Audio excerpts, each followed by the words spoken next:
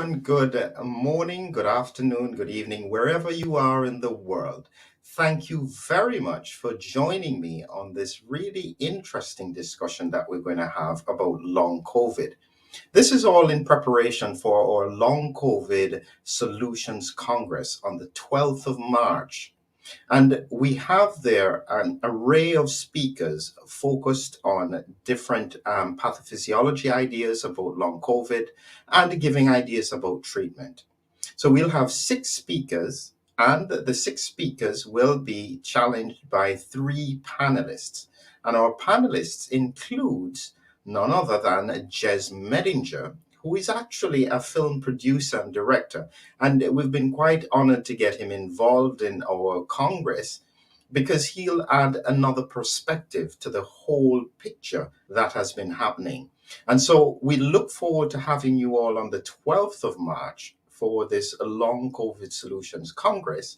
But firstly, I have the opportunity to have a chat with Gez. Hi, Gez. How are you doing? Really honored to have you with us. Thank you. It's a pleasure to be here. Excellent. And so, Gez, can I ask you to do a quick introduction of yourself? Oh, gosh. It depends. There's so many different ways I could introduce myself, old life, new life, and the rest of it. But I am a filmmaker, a director and producer, and also a patient advocate for long COVID. And I do a lot of my own patient-led research, which I publish on my YouTube channel, where I try and get a film up every week, but sometimes it's a little bit less frequent than that.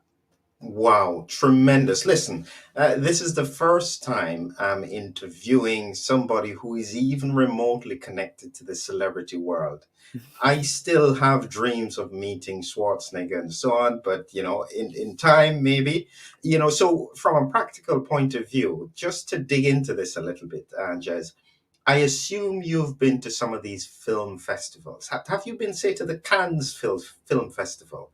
I have, but just to pick up on what you said there about Arnold, I was at a 30th anniversary screening of Predator and Running Man in Los Angeles 2 or 3 years ago, and he was there for a Q&A, and he's spent about half an hour or 45 minutes at the start, and genuinely, I have never seen a more humble, honest, brilliant speaker, engaging an audience and turning bad questions into brilliant answers than Arnold Schwarzenegger. He was fantastic. So you mentioned him, so I just thought I'd bring that up. I've always been a fan, but I was even more of a fan after that. Oh, absolutely, yes. Yeah. Yes. Go ahead. As for Cannes. So I've been to Cannes several times. It's a very important place to go as a filmmaker, because even if you're not actually on the red carpet in the film festival itself, or your film isn't screening as part of the Palme d'Or or anything like that, there's also the Cannes market, which is a huge sort of coming together of film distributors, sales agents, and filmmakers who come together to essentially try and, they're the movers and shakers in the market, to try and buy and sell and finance movies. So if you're in the independent movie world, you kind of need to be there. And it's also a brilliantly entertaining place. There are free booze parties every night, all the way down the beach, and it's a great week. Although you do come home rather more tired than you set off. That's fascinating. And so tell me, because you had your first movie done in 2015, when you had it screened, what was that like? So I'm trying to think where there were different international premieres we had for the movie. We had our main premiere in Leicester Square in London as part of the Fright Fest Festival, and sitting down and watching it with a packed cinema for the first time. Because the funny thing about filmmaking is that you actually get a bit fed up with your own film, because by the time you're ready to show it, you've seen it hundreds of times. You've seen every scene dozens of times to check the sound mix, to check the score, to check the visual effects, to check the edits, and all of it. You're basically repeatedly going through it until you finally build the whole thing. And then you have to watch the whole thing back 6 times as well to make sure there's no problems. So you get a bit fed up with it, but it suddenly comes back to life again when you see it with an audience. and you suddenly see the film sort of move and breathe and be what it's supposed to be when it's with an audience, and tension suddenly functions again, and you have gasps and you have noise coming from the audience and laughs and everything else, and it's an incredibly rewarding experience, especially to see it on the big screen, but with an audience too. Tremendous. And so when you think about, because just before we're going to come to long COVID, you were heading for getting funding in the US for your next kind of big independent film. What was that one about? What was the storyline about? So there was a couple of movies actually that I was pitching at Los Angeles. So this was February 2020. I was out in Los Angeles for a month. I was using it as a place to go and marathon train in great weather, as opposed to the February weather back home, and also to try and sort of see as many production companies as I could to pitch my next movie. And there was a couple of movies. There's one called Last Flight, which is set on board the last plane in the sky on the day the world ends. Wow. And there's another movie called Break and Enter, which is a sort of I call it a sort of a rom horror, if you like, rather than a rom-com, about a couple of kids who break into America's worst active murder house. And that's a sort of a bit of a political commentary on power and class in America as well. So yeah, both of those movies, and actually both those movies that are still, the scripts have been developed since then, and I'm still sort of talking to producers about them now. So I have my fingers crossed that, I won't have to wait too long before I finally get the second movie made. Excellent, excellent. So it then comes to the crunch of what we're interested in, which is long COVID. So in February 2020, this was just around the time that the pandemic was starting to move across the world. I can't even think if we had been hit yet properly in the UK. We hadn't, no, not really. Not really. And so you were probably one of the people who brought it to the UK with you safely. Not quite. I caught it in the UK. You caught it in the UK. Yeah. So tell us what happened to you at that time. So I came back to the UK on March the 6th, 2020. It's funny how I can still remember the dates, right? Because all of this is now etched into a personal history.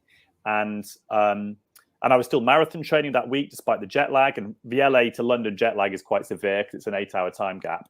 But I was just kind of feeling all right. On the sort of a week later after I came back, I went for a hard 17 or 18 kilometer race pace training run. Felt a touch off, didn't feel quite as zappy as I should do. And then the next day, I had my first symptom of COVID, which was a bit of nausea. And then the following morning, I had the full sort of chills, shakes, shivers, headache, stomach upset. And I was like, oh God, here we go. And it was exactly the same time that just about everybody I knew in London was suddenly getting symptoms too.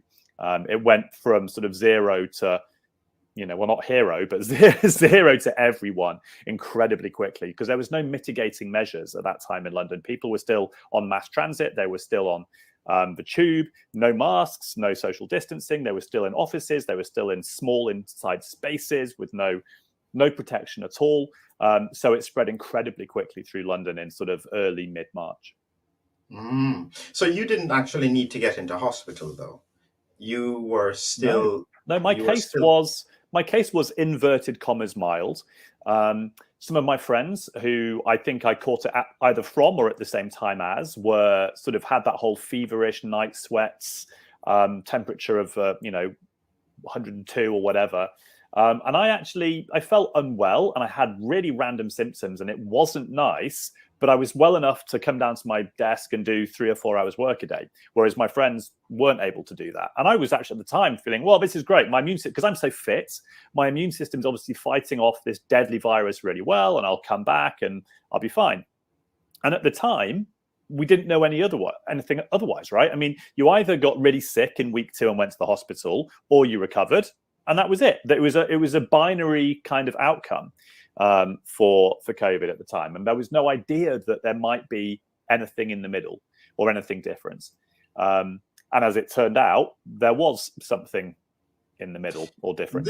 This is something that's really, really important, that a lot of people don't understand, that the severity of long COVID is not at all related to the severity of COVID-19. It's a really, really important practical point.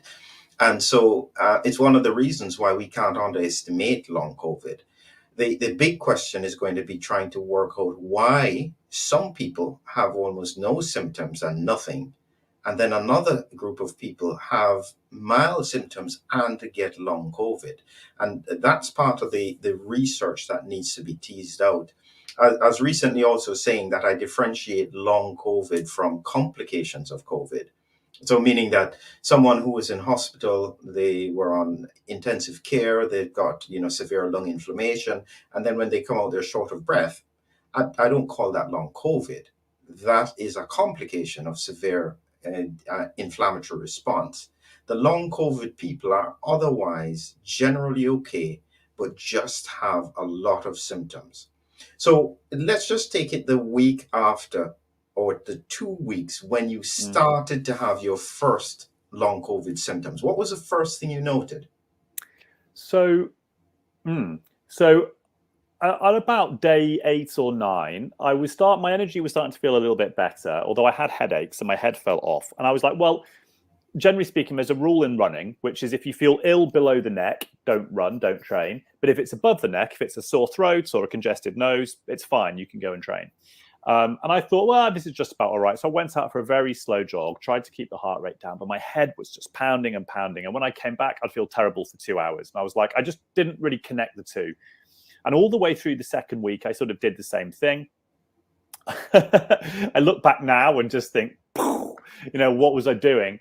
But it wasn't really until I got to sort of weeks 3 and week 4 that the first symptom of long COVID, if you like, I felt. And it was a very specific, very peculiar feeling in my nose and throat that I'd experienced 20 years earlier, and only 20 years earlier, when I had post-viral fatigue for a year after glandular fever.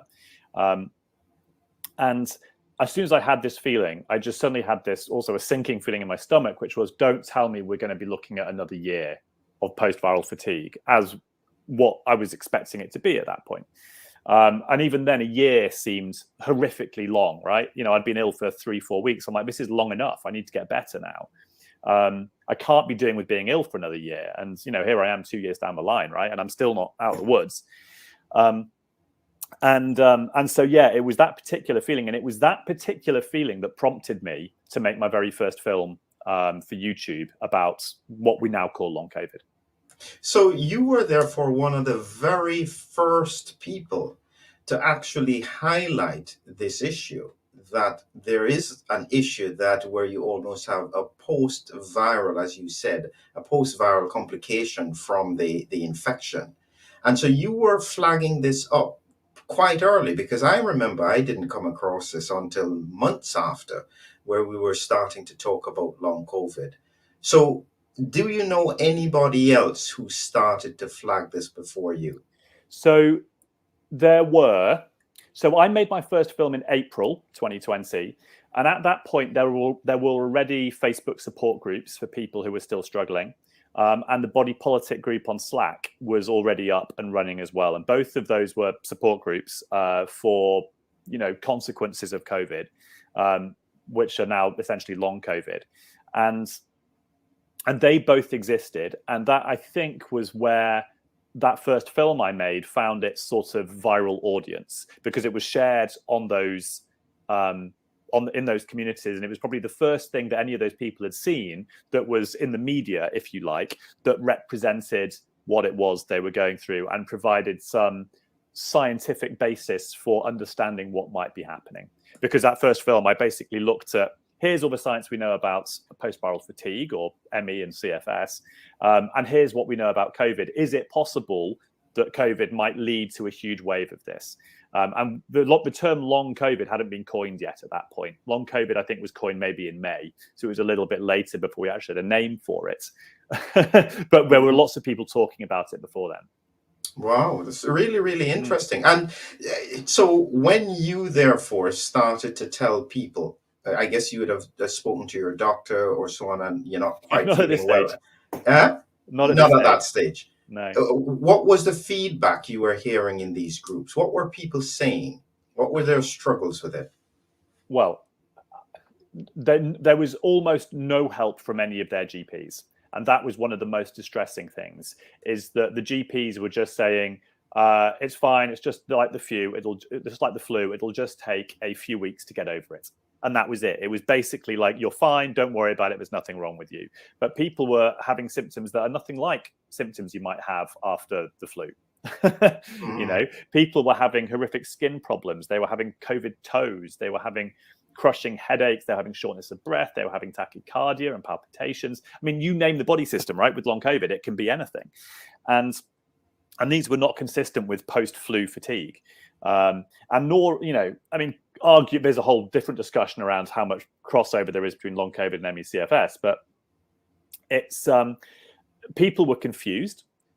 People didn't know what was going on. They were confused. They were upset. They were being gaslit by the medical community. And this is why they came together to find support in these support groups.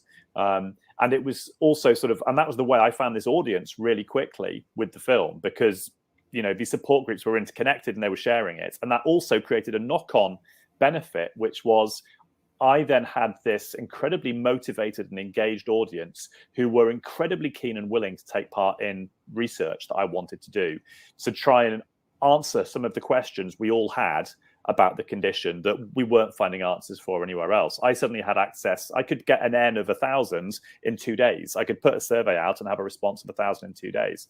And I'm not, doing this to publish it in a journal, so I don't have to go through ethics. I don't have to do all of this. I can turn around research and find out answers really, really quickly. And I think that was really helpful and really powerful for people, especially in the early days. So tell me a little bit about this gaslighting. We say the term, but what exactly do you mean when you say that? It's being used very broadly in the long COVID and the chronic illness communities. So maybe a level where it's not, the medical community isn't always explicitly or technically gaslighting, but I think it's become a term that describes any kind of dismissal of symptoms, any kind of explaining away of it's just that, any kind of refusal to test or to ask the right questions or to investigate further. It takes many forms. But essentially, it boils the end consequence is feeling dismissed and ignored, and not cared about by, the person whose care you're in, and that can be very upsetting because it's not just happening from the medical community; it's happening at some level in people's lives as well. Their employers, their families, their spouses, their children. It's very difficult to understand long COVID because it is, generally speaking, invisible. And people may also appear normal. It's not like, okay, you're in a coma and we can see you're in a coma. It's like you can sort of walk and talk mostly, but people don't necessarily see what happens after they've interacted with you and you have to go and lie down for 3 hours or 3 days and face horrific symptoms. They just see the bit of you that you pump up to be able to present yourself and engage with somebody. Then they leave and then you're gone again. So not only is it invisible there, it's also it gets kind of hidden just by the nature of how we engage with people and the energy it takes for us to engage with someone, right? That the energy cost of that is invisible to the person who is engaged with, if that makes any kind of sense. Yeah, that makes perfect sense. And I tell you, you're helping me to try and be nicer to patients sometimes, because very often patients will mention random symptoms to you that don't make any sense. And truthfully, yeah, you do gaslight it. You just say, don't worry about that. It's not relevant. Let's focus on this. And I can imagine what would happen to clinicians who are seeing patients, have never heard of any kind of symptoms like this. I remember speaking with a Bindu in the US who is having a similar issue. And she mentioned this thing called a COVID itch, where people just start scratching. I do it a lot. You might notice, probably even on this call, I'm scratching. I don't know if it's really. So you have that. I had never heard about it. So even though I'm looking at long COVID, I hadn't come across this COVID itch, and so I realized that if a patient had then said to me, I have this itching all the time, the natural tendency would be to say, yeah, I don't think this is connected. I can't see how this is connected to long COVID, and you therefore ignore it. So, from a clinician point of view, because people are expecting you to have an answer for most things, sometimes you have to shut down these things that could be a red herring, and a lot of the long COVID symptoms could come across like being a red herring. Very, very difficult. So you have the COVID itch as well. Well, I mean, my itch is a consequence of inflammatory skin issue. One of the things I've had with long COVID is hugely increased intolerance to just about everything, and allergies to just about everything.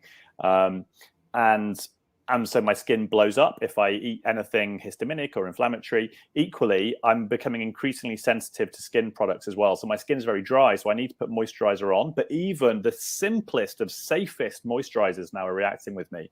So I've just come back from being abroad, and since I've been back, I've run out of my normal Cetraben, and I'm using 50/50. And that 50/50 is making my skin react, and I'm itchy all over now because of a sensitivity to something that's supposed to be the safest product for people with sensitive skin. So yeah, that's why I'm itching.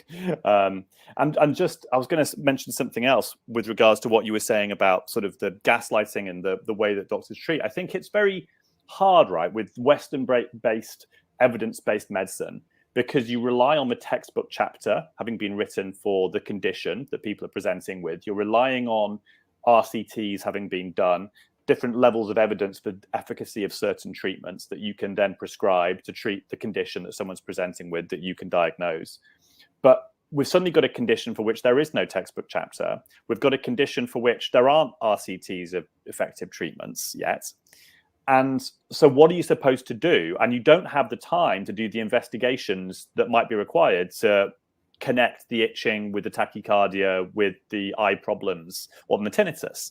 And you've only got 10 minutes to see this patient if it's a standard GP appointment, and the blood tests come back normal. So it's a very, very difficult position, I think, that you find yourself in as a clinician in the sort of the Western system. I mean, if you're an acupuncturist, then perhaps you treat the person differently, and you don't rely on the same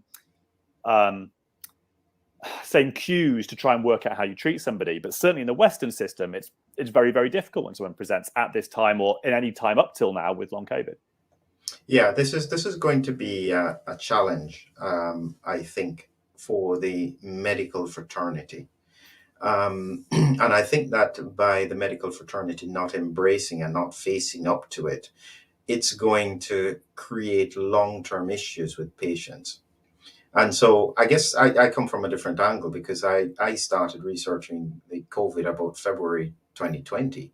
And my focus was on autoimmune. So every time I hear about long COVID, everything fits. I know what to look for. I know why these things happen. But for people who don't even grasp those concepts, to start from ground zero at this point is extremely daunting. And so what you will find is that the medical fraternity will brush it away. It will push it away, kind of like almost what sometimes happens, say, with dementia, where the feeling is there's nothing I can do. There's no point wasting my thought on it if I can't give any kind of solution. And so this is going to be a huge challenge, because the numbers are so big. There are incredibly high numbers. And it raises an important point, Gez. Why are you one of the few who are speaking out about it? What's going on? I think it depends. I think there's a couple of things going on here. Firstly, and at the most fundamental level, I think energy. I think long COVID reduces the amount of energy you have to simply get through your activities of daily living to such a degree that you compromise on just about every aspect of your life. It doesn't leave you necessarily with the energy to stick your head above the parapet and start waving a flag saying there's a problem here. That's one of the issues. I mean, there's a lot of people on Twitter who are vocal about it, patients and people who are suffering, and clinicians who are interested, because Twitter's, you can manage 160 characters. You can just about attention span get that out. But when it comes to actually the work it requires to do the research, to put this sort of stuff together and put content out, it's really demanding, and it has taken a toll on me. But it's also I've been able to do it because I've stopped doing my production work. So I've not done so in my last 2 years, I've not done a single day of the freelance work, which previously was my entire living. And that's, obviously it's created financial questions, but it's also freed up the time and energy to be able to do the work I have been doing. And I've seen it as being incredibly important. And it's a quest for me finding the answers as much as helping other people. We're all in this together. And if I feel like I can make a difference to the space by doing the work I do, then that will make a difference to me by itself. I don't feel like I can afford to wait for answers to come. So I want to try and find the answers now. And generally speaking, in the process of doing this, I have made myself a guinea pig by trying various things. And had I not done that, I don't think I'd be where I am now in my recovery. So it has helped as well. And the advice I've got and the information I've got from the experts I've spoken to has also been invaluable. The final thing about why people aren't speaking up about it, to some degree, there can be a degree of apprehension about how it's going to be received by their employers. So you'll notice that there's a lot of footballers who, there's been an absence of footballers who've spoken about long COVID, really. There's the odd one you've heard here and there, but generally they don't want to say anything, because if they say they've got an issue, they're not going to get picked. Their career is going to go down the tubes. To some degree in my business, in production, if you say, I've got long COVID, you're not. Production is an incredibly demanding industry. You're not going to get producers calling you and booking you on jobs, because they won't trust that you're going to have the attention span and the energy to actually deliver across a 14 or 16-hour day. So people they will struggle through rather than talk about it. That's in my industry. I can't talk about all industries, but I do think that's a contributing factor too. That's a really good point. And this is one of the things I think that Bindu had said as well, is that there are lots of executives, top level executives, because we're talking about 10 to 30% of people who have COVID could end up with long COVID. So if 1 million people have it, you could be talking about 100,000 people. So there will be politicians, there will be doctors, there will be film stars, music people, sports people, who are absolutely suffering. So, for example, Lewis Hamilton briefly spoke about it. I think he just had a bit of fatigue. He clearly didn't have full-blown long COVID, but I wouldn't have been able to drive Formula One cars at any point in the last 2 years. So he maybe didn't have it that severely. But Piers Morgan has also spoken about having long COVID. He doesn't talk about it too much because, again, I think it doesn't necessarily suit his image. He likes portraying a sort of a strong machismo kind of front, and it doesn't really match with that. But there are a few people Alyssa Milano early on, the film actress, she spoke about having long COVID too. So that people are out there, but everyone is necessarily willing to come forward and talk about it. This is a big problem, because what it means is that it gets pushed under the carpet, and it needs. And this is why I appreciate what you're doing, Gez, is that the analogy that I saw, say, for instance, with dementia. Dementia was something that I've been researching for a long time. In 1980, dementia was a term that nobody spoke about until Rita Hayworth had dementia and her family spoke about it. This blew up the whole industry so that funding came in, people started to take it much more seriously. And it requires that kind of work with regards to long COVID for more and more people to start coming forward and saying there are a lot of people who are really struggling with this. How does the average person trying to do their job? So if you imagine being in an office job, they have to go to work, 10-hour days and then come back. What would you do to cope after you've experienced long COVID? Well, the stories from a lot of the people who've been suffering with long COVID is that they can't. They try it. It gets worse and worse. Their performance at work gets worse and worse. Their health and the way they feel becomes worse and worse, and they have to stop working. And pushing through long COVID is not compatible with recovery, unfortunately.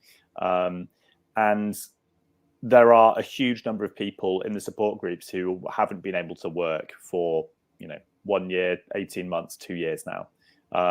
There are people, I mean, long COVID is a spectrum of severity. It's not just a spectrum of symptoms, it's a spectrum of severity as well. And at the less severe end, people may be able to still be able to work, but it will be compromising other aspects of their lives. They will be sacrificing their work for their family life, or, because you can't, you simply can't do everything you used to do if you have long COVID. And you have to, some stuff has to go away. And it's up to you to try and balance the juggling balls you have of family, of socializing, of friendship, of work, of holidays, everything that's in your life. You have to make choices between all of them, really painful choices that you wouldn't have conceived of pre-COVID. And this is something I noticed. I broke my pelvis in September of 2020, and I had a lot of people immediately outpouring this kind of, oh my God, that's terrible, what can we do? And lots of sympathy and lots of empathy straight away about that, because people understand that breaking a pelvis is bad.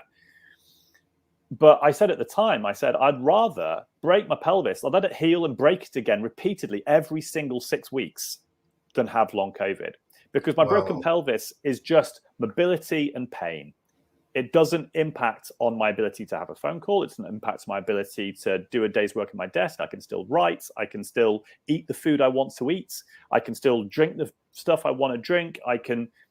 There's so many different ways that you can function with a broken pelvis. But long COVID for me has stripped all of that stuff away. I can't eat what I used to eat. I can't drink what I used to drink. I can't have the phone calls to speak to my friends. I often just let them ring out because I don't have the energy for them. I can't exercise. I can't, the list goes on and on and on in terms of the number of the balls of my life, the juggling balls, which are all on the floor. It's not just one, it's all of them, and out of the pieces, you try and just make whatever you can. Listen, I want you to try and distill this for people, because I need to understand it as well. Before you had long COVID, just think, what was it? What was it like? Was it after the severe flu that just never went away? Is it that kind of feeling, or is it worse than that? Well, when you've had a bad flu, you're knocked down for 2 weeks. You just have no energy. You just need to try and get back up. Is it that feeling that just never goes away? So I think the answer to that is it depends. And it's an incredibly heterogeneous condition, and everybody's experience of it is different. Now, in the studies I've done, the number one most common symptom is fatigue. And the fatigue is absolutely crushing. I've said before that, I've run multiple marathons. I've done multiple consecutive all-nighters on work projects. And in my life before COVID, I would have said, I know what it feels like to be fatigued. But none of that pre-COVID fatigue holds a candle to the long COVID fatigue, which is on a fundamental energy level, your body just, it's gone. You can't even think. You can't read. You can't watch TV. You can't, you don't even have the energy to have a conversation or to listen to someone who's talking to you. You can't even understand their words because your brain has lost the ability to process them. So there's that degree of sort of fatigue, which is also tied into the cognitive dysfunction, the brain fog, and often the two sort of go together. But then you've got the other constellation of symptoms too, any one of which can be incredibly distressing by itself. My skin, when it's bad, makes my life an absolute misery, because it takes about 80% of my cognitive energy at any one time to not be scratching the hell out of it. And then I get undressed, have a shower, I see myself in the mirror, and I'm like, my God, like it's distressing, because you are no longer the person you used to be. That's a physical representation of the, I was going to say decomposition. It's not quite that, but you are, yeah. So trying to describe the feeling of long COVID is incredibly difficult. Yeah, I know. And this is one of the difficulties, because you still have you're better, but you're not better. Yeah. But anybody listening to this here now and observing you would be thinking, yeah, but he doesn't really, he's fine. He doesn't have much issues. How do you square that circle? Well, this is what I was saying about the nature of the invisibility of the illness. Because right now you see me talking, maybe I'm articulate, maybe I'm not, but I seem kind of okay. what you don't see is that before this call, because I knew I was going to be on this call, I had to lie down for half an hour with my alpha stim on, doing breathing exercises to give myself enough rest that when I came into the call, my brain would be able to function. As soon as we're off this call, I'm going to be going straight to bed, and I'll be doing another half an hour of exactly all of that. I'm also significantly better than I would have been this time last year, or in the first year of the illness. So I'm on the recovery trail, but this is still a challenge for me. Having an hour Zoom call is a big challenge for me still. So I might look okay whilst I'm on it, but what you don't see is the car crash before and after and around the sides of it.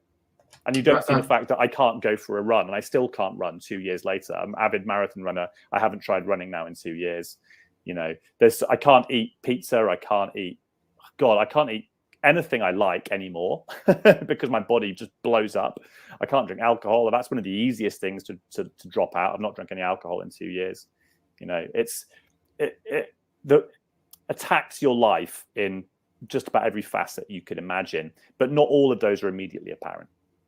That is profound, Gez. These are the things this is why I said that this is so important, to try and capture these thoughts. And what you have in your advantage is that you're articulate enough to know how to put concepts across, because it's really difficult for people to grasp.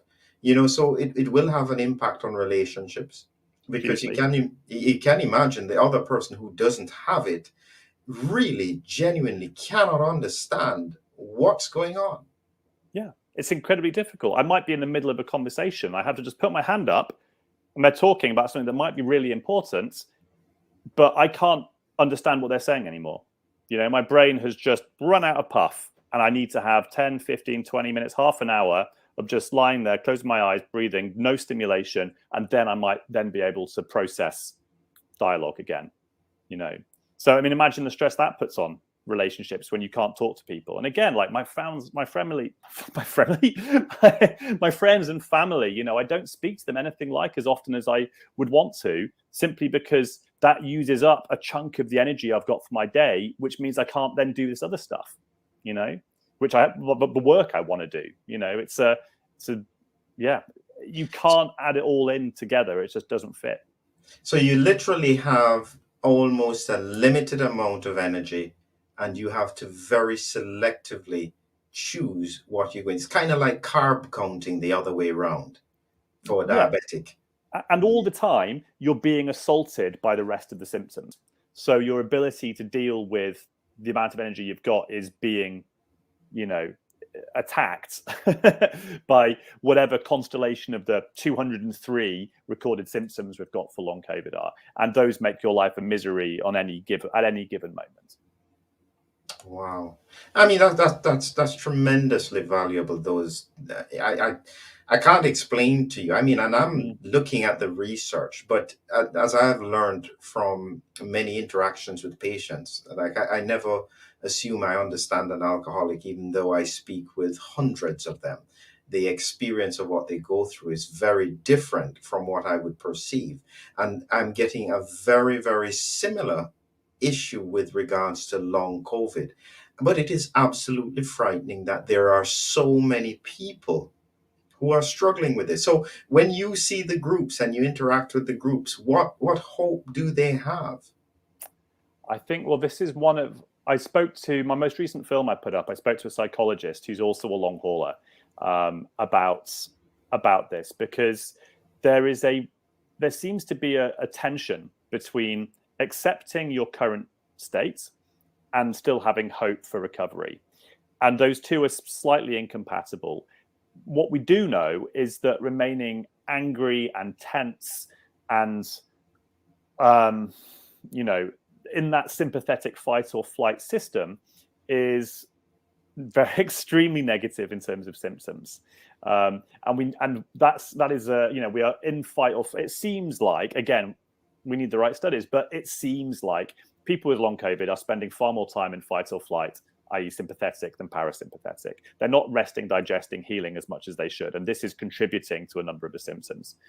So anything you can do to get yourself into parasympathetic, you need to do. So that means, you need to accept where you are now and be at peace with where you are now. But then if you're there, then that also means kind of giving up on hope for recovery. And nobody really wants to do that. So I think this is a sort of a challenge and a dilemma that everybody who's got long COVID faces, which is, I don't want to get my hopes up because they just get dashed again. And this is part of the cyclical nature of the sort of the disease as well, where maybe if you sort of drew enough of these sine curves along for enough time, there would be an upward sort of slant to it all. But every time that you have one of these ups here, you sort of see the end of the tunnel and you see the light at the end of the tunnel and you're like, yes, this time I'm going to get out of the tunnel. But what happens then, and you're back and that light at the end of the tunnel goes out again. And we've all become so sort of battle hardened, if you like, to that experience of having that hope extinguished every time that we thought we were recovering and then we crash again. That's another challenge for the question of hope, because we don't want to have too much hope because we've just seen it extinguished so many times. Wow, that is profound. That is really, really difficult, and it just emphasizes the point. Now, as I have said, my focus now is starting to shift away from acute COVID to long COVID, because I realize now, whichever way we take it, not that the COVID pandemic is over, but I think that there are enough pieces in the puzzle that should make us reduce deaths. And it then gives a chance, because truthfully, what would happen from a research point of view is that they would just say, well, just thank God you're not dead, and don't worry about it, just be glad. And it's that needs to change now, where we focus on finding and understanding this disease. And if there is one thing that has frustrated me about what has happened with COVID, is that we have grown into the acceptance that we don't need to understand disease, we just need to treat it. I think COVID has completely exposed that kind of thinking. It's not good enough to just find a solution. We need to understand why the solution works. It's a really, really important piece of the puzzle.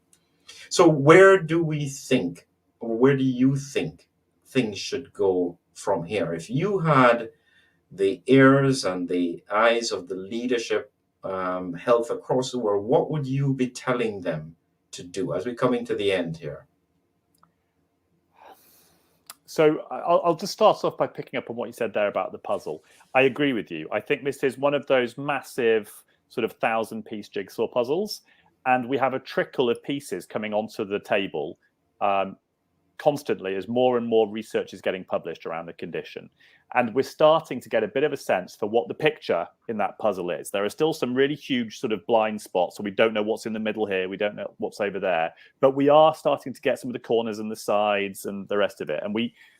And for me, the most important thing now, if I was in that position of power or resources, it would be, how do we fill in the rest of this puzzle as quickly as possible? And that means we need to have an integrated understanding of what we know already, and then research, and then commissioning research off the back of that. It seems like a lot of the research that gets commissioned isn't done so in that strategic way. It's done in a very abstract way, rather than looking at everything that we do know. And it's almost like, hey, look, we've got this other puzzle that we've tried to solve it for 20, 30 years called MECFS. And there's a bunch of research and a bunch of pieces in that. And we can look at the two of them and go, oh, look, do we think that this corner of the puzzle here might fit in there? Maybe it would. Let's stand on the shoulders of those giants who did that research and commission some research here too. So I think what I would love to do is to do some very smart, targeted research that builds on what we do know and targeted to fill the gaps of what we don't. On both when it comes to pathophysiology, understanding the mechanisms of disease, and also as a consequence of that, treatments. Because that people and patients couldn't be more desperate for effective treatments from the medical community. There's a number of things that people can try, but how many of those are you going to necessarily be offered by your GP? The answer is probably very, very few. You have to go on a deep dive research mission to try and find the treatments that might help.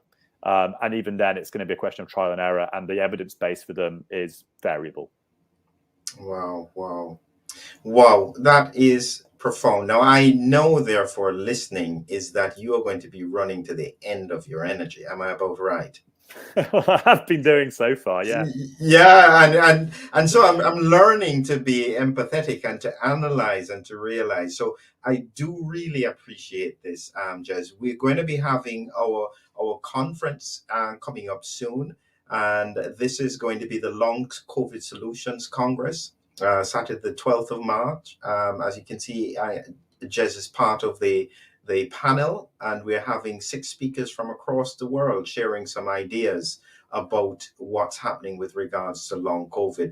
Please take the opportunity to come. We have probably about 800 people on LinkedIn so far who are joining us. We'll try and get it into the thousands by the 12th of March. And so I look forward to everybody. But again, we appreciate Jez, you sharing this information. And I am just imagining that your energy bar is right down, and you now need some time to just reboost. Is that about right? Pretty much. Pretty much. Absolutely. So thank you again, everyone, and look forward to sharing with you some other ideas. I'm just going to play this outro. I'll ask Jess to stay with me, and until we speak again in the near future. Thank you.